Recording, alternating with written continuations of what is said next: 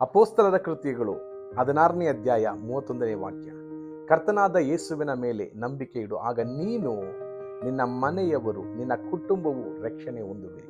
ಪ್ರಿಯರೇ, ಅನೇಕ ಕುಟುಂಬಗಳಲ್ಲಿ ಕರ್ತನನ್ನ ಅನೇಕರು ತಿಳಿಯದೆ ಒಬ್ಬರೇ ಯೇಸುವನ್ನು ನಂಬಿ ಅನೇಕ ರೀತಿಯಾದ ಹಿಂಸೆಗಳನ್ನು ಸಹಿಸುವ ಅನೇಕ ಕುಟುಂಬಗಳು, ಅನೇಕ ವ್ಯಕ್ತಿಗಳನ್ನು ನಾವು ನೋಡುತ್ತೇವೆ. ಆದರೆ ಇವತ್ತು ನಾನು ನಿಮ್ಮ ಬಳಿಯಲ್ಲಿ ಹೇಳುವಂಥ ವಿಷಯ, 5 ವಿಷಯಗಳನ್ನು ನಾವು ಮಾಡಿ ನಮ್ಮ ಕುಟುಂಬಗಳನ್ನು, ನಮ್ಮ ಮನೆಯಲ್ಲಿರುವಂಥ ವ್ಯಕ್ತಿಗಳನ್ನು ಕರ್ತನಿಗಾಗಿ ಸಂಪಾದನೆ ಮಾಡಿಕೊಳ್ಳುವುದಕ್ಕಾಗಿರುವ ವಿಷಯಗಳಾಗಿದೆ. 5 ವಿಷಯಗಳು ದೇವರ ವಾಗ್ದಾನವಾಗಿದೆ. ನೀನು, ನಿನ್ನ ಕುಟುಂಬವು ರಕ್ಷಣೆ ಹೊಂದುವಿರಿ.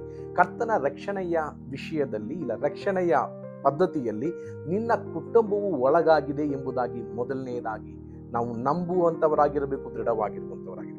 5 ವಿಷಯಗಳು ನಿಮ್ಮ ಕುಟುಂಬವನ್ನು, ನಿಮ್ಮ ಮನೆಯವರನ್ನ ಕರ್ತನಲ್ಲಿ ಕಾಣುವುದಕ್ಕಾಗಿ, ಸಂಪಾದಿಸುವುದಕ್ಕಾಗಿ. 1ನೇದು, ಕರ್ತನಾದ ಯೇಸುವಿನ ಮೇಲೆ ನಂಬಿಕೆ ಇಡು.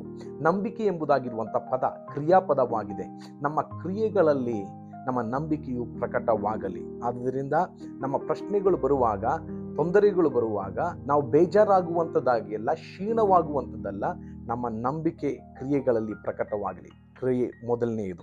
2ನೇದಾಗಿ 1 ಪೇತ್ರ 3ನೇ ಅಧ್ಯಾಯ 1ರಿಂದ 3ನೇ ವಾಕ್ಯ ಹೇಳುತ್ತದೆ, ಅಪನಂಬಿಕೆ ಉಳ್ಳಂತ ಗಂಡಂದಿರು ಹೆಂಡತಿಯರ ಸ್ವಭಾವವನ್ನ, ಗುಣವನ್ನ ಕಂಡು ರಕ್ಷಣೆಗೆ ಬರಲಿ ಎಂಬುದಾಗಿ. ಹಾಗಾದ್ರೆ ನಂಬುವಂಥವರ ಗುಣ, ಕ್ರೈಸ್ತರ ಗುಣ, ಯೇಸುವನ್ನ ನಂಬುವಂಥವರ ಗುಣವು ನಮ್ಮ ಮನೆಯಲ್ಲಿರುವ, ಅವರವರ ಮನೆಯಲ್ಲಿರುವಂಥವರನ್ನ ಕರ್ತನಲ್ಲಿ ಸೆಳೆಯುವಂಥದ್ದಾಗಿರಬೇಕು.